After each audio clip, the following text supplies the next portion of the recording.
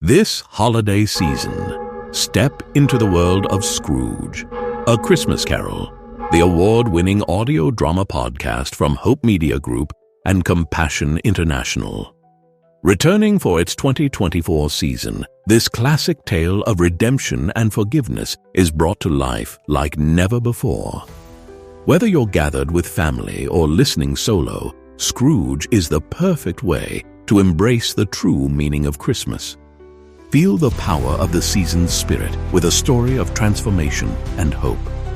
Catch Scrooge, A Christmas Carol, wherever you listen to podcasts or tune in on ScroogePodcast.com. This year, let the story move you and remind you of the joy of forgiveness and the magic of Christmas.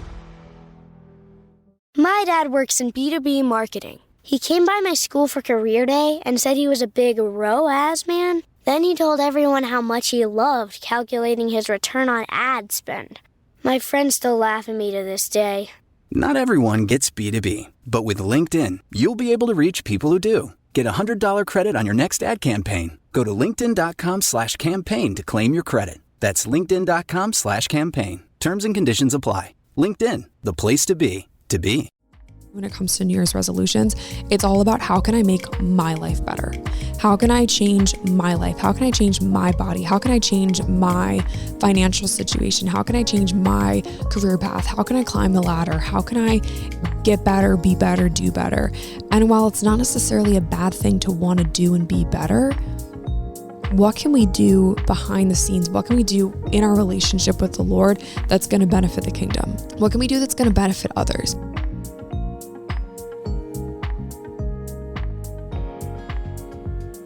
Hey guys, what's up? Welcome to or back to the show. Thank you so much for clicking on today's episode.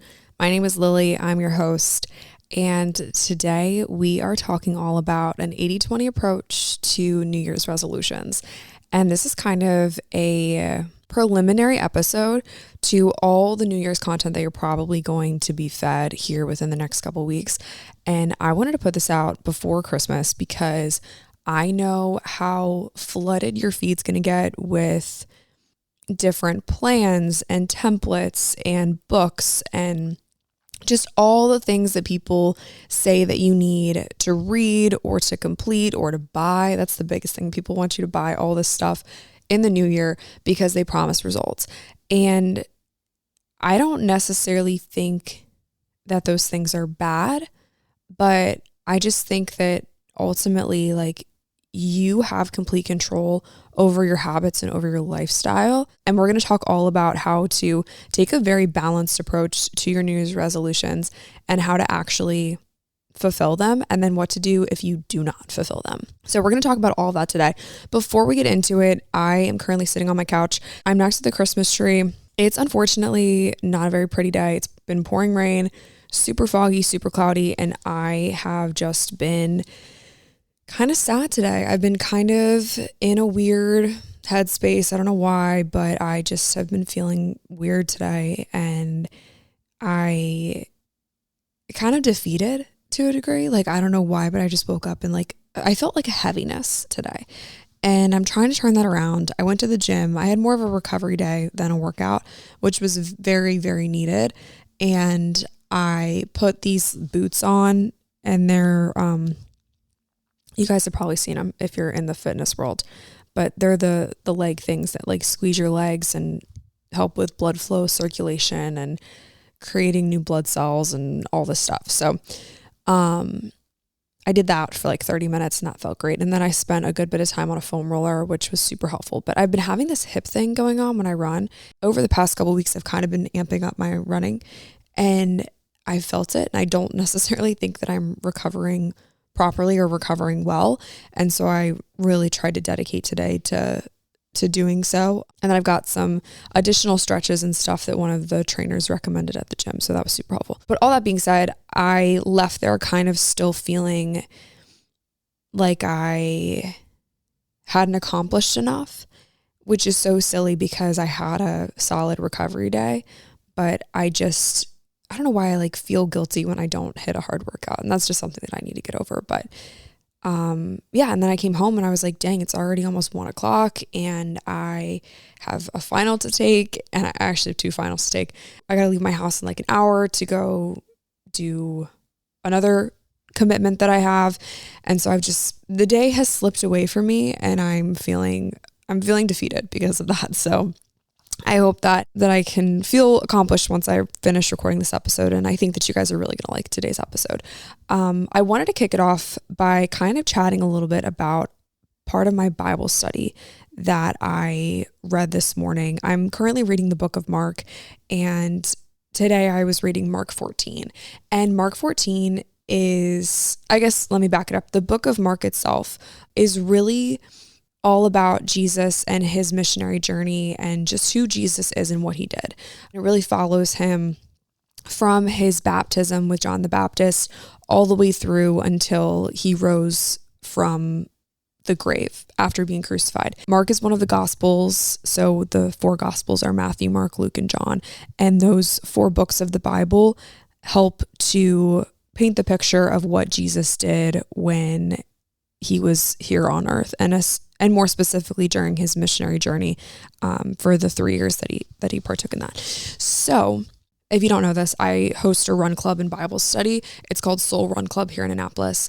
And we always do a Bible study.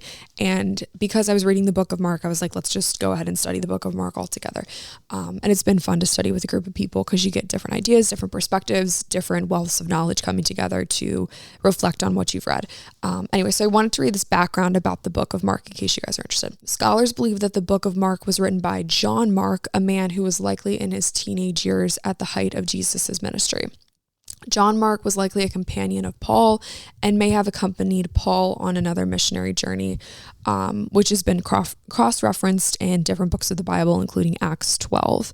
The Gospel of Mark was written through the lens of Peter because some scholars believe that John Mark learned about Jesus through Peter. If you're not too familiar with the Bible, or even the people in the Bible, even I read the Bible and I'm like, who is this person? I've never heard this name, or I keep hearing this name, but it's actually someone else's name, or this person has 2 names, or this person changed their name. So there's a lot of names that get thrown around. So if you're not following, don't worry about it. But long story short, the book of Mark carries a theme of sharing Jesus's miracles through his short 3-year public ministry. And he accomplished a lot during that time, and he sought out and saved people from all walks of life and prioritized the idea of Mark 2 verse 17, for it is not the healthy who need a doctor, but the sick. I've not come to call the righteous, but to call the sinners, which I think is super cool. So all throughout this book, Jesus is seeking people who are lost and helping heal them, which I think is super, super beautiful. And that's his thing. That's Jesus's thing. So that's just a little bit of background, but something really stuck out to me today that I think will help you guys too. In Mark 14, verse 3 through 9, I'm just going to read the story to you guys really quick, and then I'll read the commentary, and then I'll loop everything back to New Year's resolutions in a way, but also not in a way, and it'll make sense.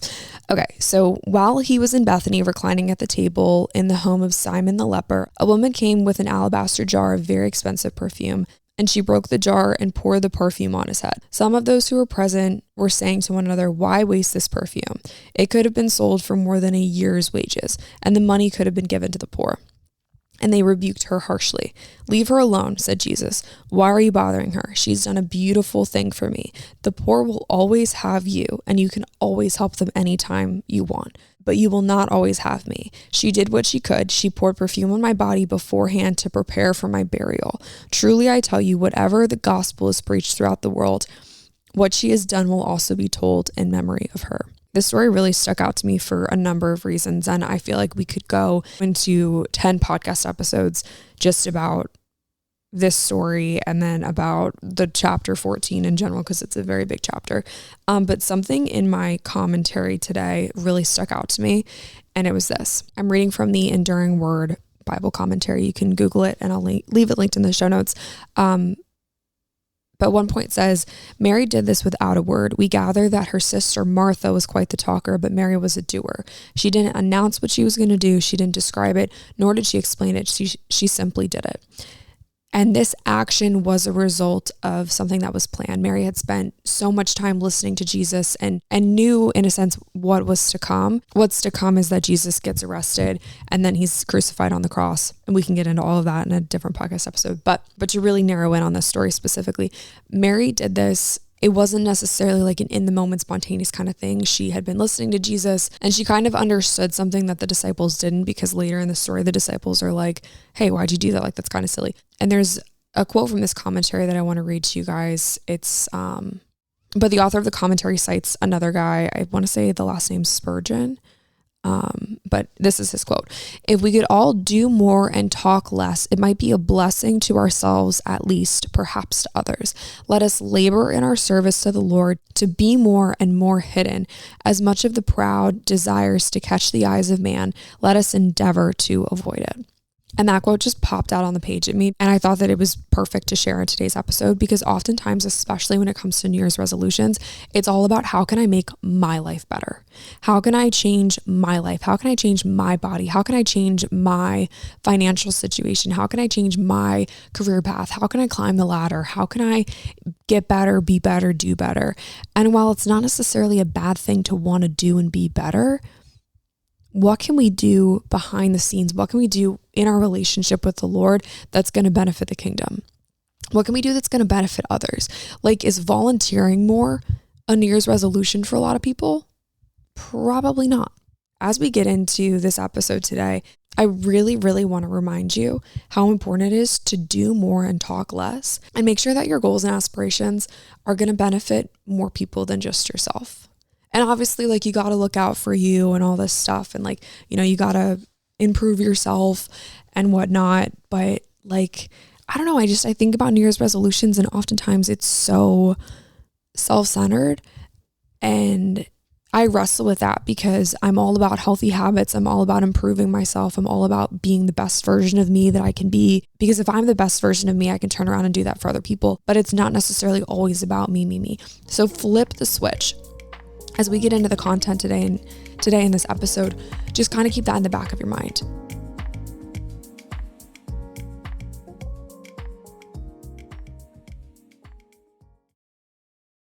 So let's go ahead and talk New Year's resolutions. 2025 really came out of nowhere, and I am, in a sense, kind of struggling to wrap my head around the fact that I'm going to be 25 in 4 months. And there are things like, if you asked little Lily, like, what would I be doing at 25? I don't think that it would be what I'm doing at 25. So that's just a little crazy. But I'm trying to take my own expectations out of my New Year's resolutions and kind of try to flip the perspective and just think like, dang, in my current situation, like, what can I do to continue to benefit my life and the lives of those around me? And so as you're making your resolutions, there might be some reflection going on. There might be some hesitations. I wrote down in my journal a couple nights ago, I'm hesitant to make a 2025 vision board because I don't want to let myself down. And if you're heading into the new year with kind of that weight on your shoulders, I just want to remind you that A, you're not alone, and B, to be where your feet are. I always have to just like look in the mirror and just remind myself, be where your feet are, because there are so many other places where I thought that I would be right now and I'm just not. And that's not necessarily a bad thing. That's just like how it is. And I am exactly where I need to be. And as cliche as that sounds, I am perfectly placed in this moment here right now, because that's where God needs me to be. And I believe that wholeheartedly. And so if you can look in the mirror and tell yourself, you know what, I'm going to be where my feet are. I'm almost going to, dare I say, bring my expectations for the new year down a couple notches, because I don't want to let myself down. Like, that's okay. Obviously shoot for the stars. And I think maybe this is just because I'm 25 and like my brain's almost finished developing, but you kind of get to a point where you're like, okay, I think I can be realistic about some things. I think I can come to terms with the fact that I need to do X, Y, and Z. Or maybe you've had a realization in this past year that's allowed you to propel forward. For me, I have really been enjoying school. I've really been enjoying my psychology major. And so I've kind of been applying to full-time jobs because I'm like, all right, it might be smart of me, like, get back in the full-time job. Like, I could still be in online school if I did something remote and blah, blah, blah. And I'm like, you know what? The more I apply to jobs, the more I'm like, I think I want to go to grad school after I finish my degree. I think I want to, because I worked corporate for like 2 years. So I have some experience under my belt. I can do just about anything, to be quite honest, and not to toot my own horn, but like I can do a lot. And so I've seen a thing or two and done a thing or two. And so I was like, all right, I can juggle a full-time job and still finish school if I wanted to. And as I've been applying to a lot of these jobs, it's exciting, but I'm also kind of like, dang, I kind of want to just like finish school full throttle and just keep working in a bar or something and finish my degree, really laser in on that. And I think I want to go to grad school. Like, that was a realization that I had this year in recent months. And that decision feels very calming for me.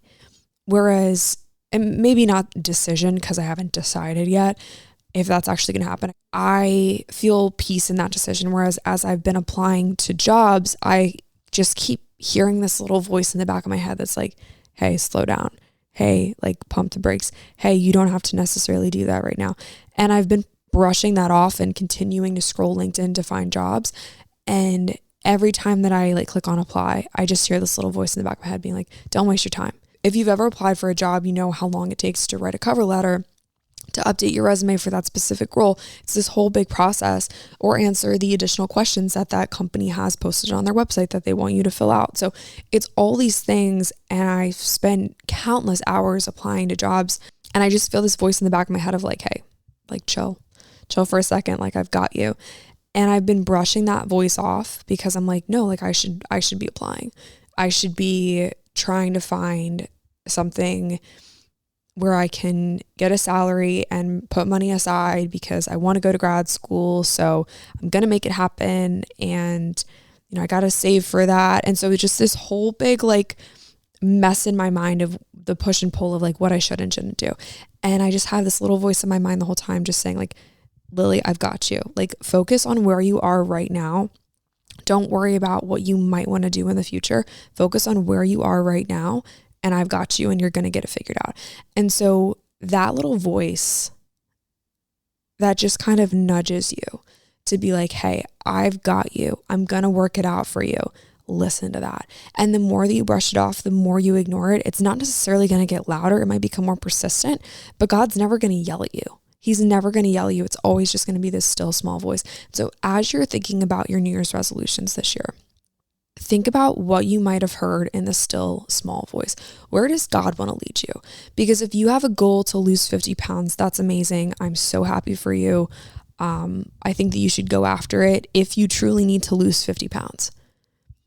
But if your goal is to take an already healthy body and just get skinny, maybe we need to pump the brakes. Maybe we need to reevaluate that and really start to lean into what does God want for my life versus what do I think I want for my life, if that kind of makes sense. So once you've kind of identified what you want to do this year, I recommend that you keep it really simple. Obviously, in order to see change, you have to initiate change. And so the healthy habits, the habits that you build around getting closer to a goal are going to be a different route than what you're currently taking, which I think is really exciting. However, I will caution you, 80% of New Year's resolutions fail.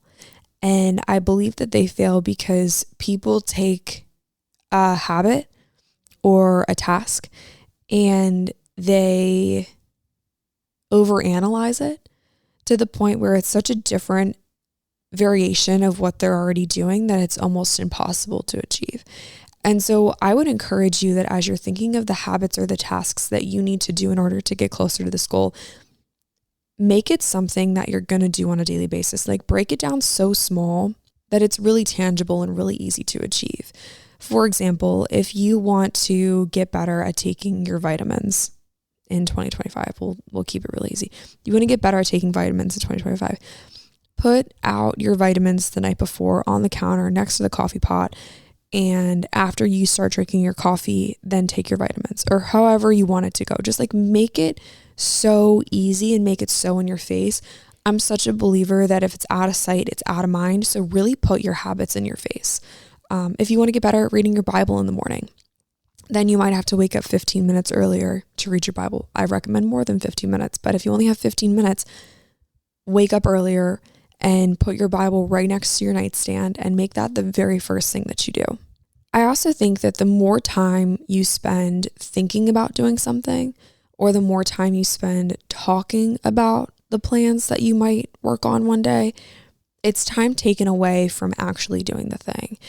And while planning for your goals and planning for 2025 is incredibly important, I caution you to not spend too much time in that initial planning, brainstorming phase, because you might just get stuck there. It might just become a dream and not a habit.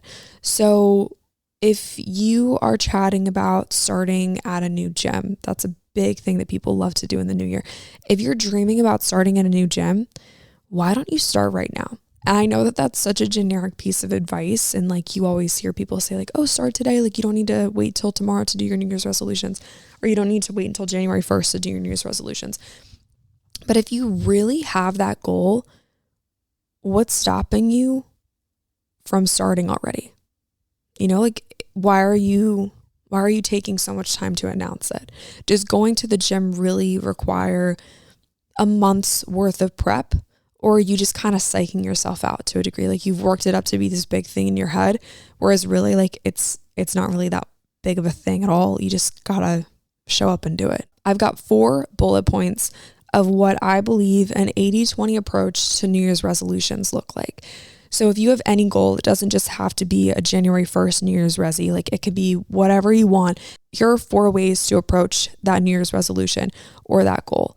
And I suggest just keeping all 4 of these points in mind. So point number 1 is do the thing 80% of the time. Whatever goal you have in mind, whatever habit you want to start, do that thing 80% of the time. By heading into your resolution with this mindset, you're lowering the barrier of entry. If you firmly believe that you're going to go from doing something 0% of the time to doing something 100% of the time, you probably need a little bit of a reality check, okay? And I'm not discouraging you, and I'm not saying that it's not possible, but I really believe that building habits takes time. And so by lowering the standard, you're setting an expectation that like, okay, I might fail a time or 2. I might not show up a time or 2, but that's okay, because if I show up 80% of the time, eventually I can creep my way up to 100. That being said, your goal should always be to eventually show up 100% of the time. Just maybe for the first 2-3 months, it's show up, do the thing 80% of the time. Show up as you are, but just don't stay that way. Point number 2, when you do show up, give at least an 80% effort. An 80% is a B-. Okay, let's just keep that straight. An 80% is a B-. This is a minimum requirement. Minimum effort, 80%. I know that you can probably do better. And I know that you probably expect better than just 80%. But once again, it's important to kind of lower that barrier of entry when you're starting something new. If maybe this is a thing that you already do and you want to elevate it, maybe you bump that effort percentage up to 85. Once again, similarly to the first point, this is just an entry ticket, okay? This is not your maximum potential. So start at 80%, but don't stay there. Eventually work your way up to being able to give 100% of an effort.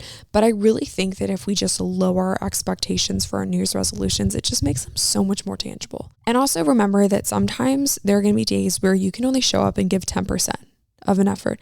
And if you only give 10%, that's okay. Maybe tomorrow you give 90. Number 3 is build your show up muscle. No matter how good of a training plan, it always takes time to build muscle, including your show up muscle. Your show up muscle is something that my mom, I don't know if she coined this, but it just sounds good. And it's truly just the practice of showing up. It's the practice of holding yourself to your commitments and making it happen. Essentially just the practice of showing up. You need accountability. So whether it's a friend, a coach, showing up on social media, showing up for a teacher, showing up for a mentor, whatever or whoever it is, you need an accountability resource. Because ultimately, it's really hard to hold yourself accountable.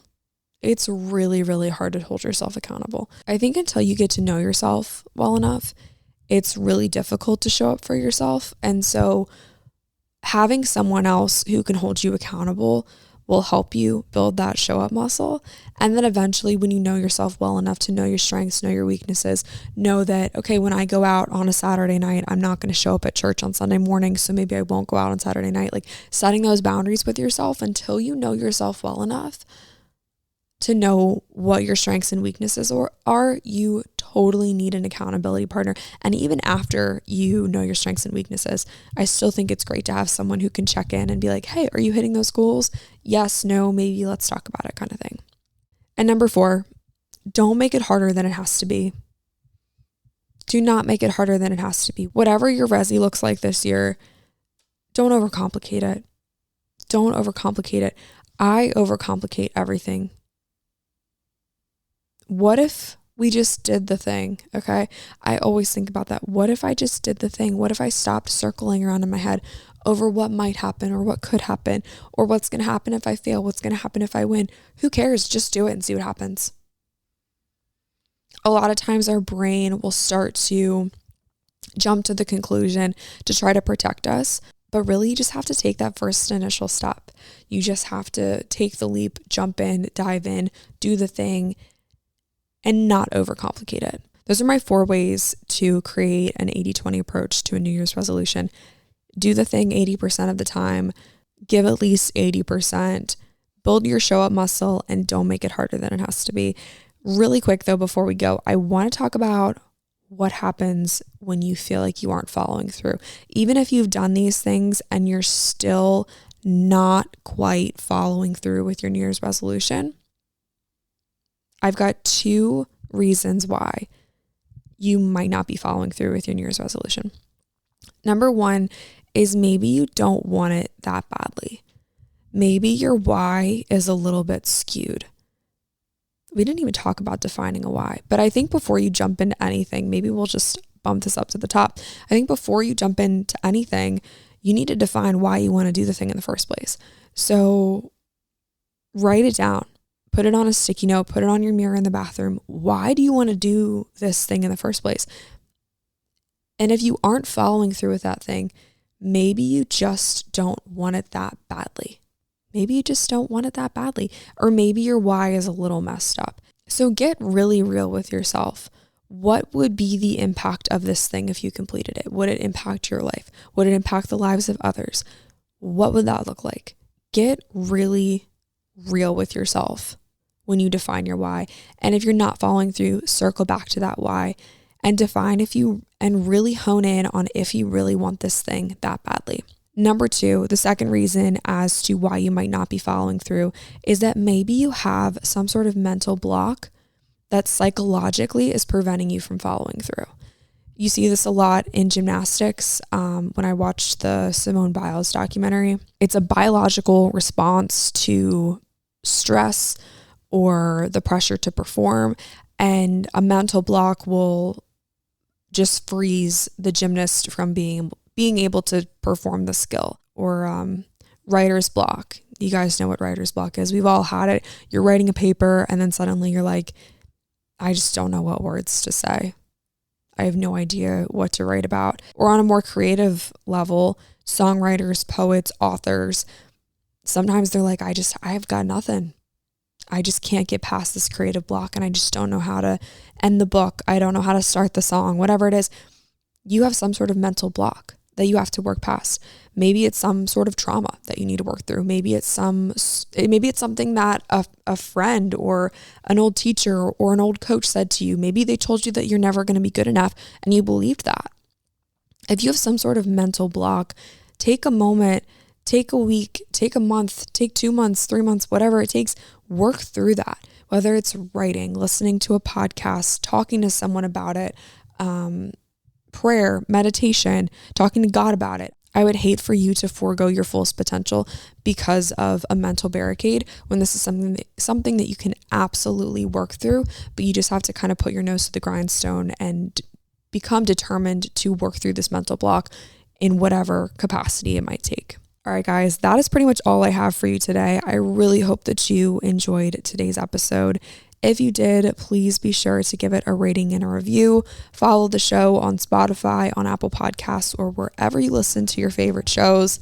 I love you guys so much. I am so excited for 2025. There are going to be so many amazing, wonderful, exciting things going down, and I just can't wait to share them all with you guys so soon. I love you guys lots, and I will talk to you next week.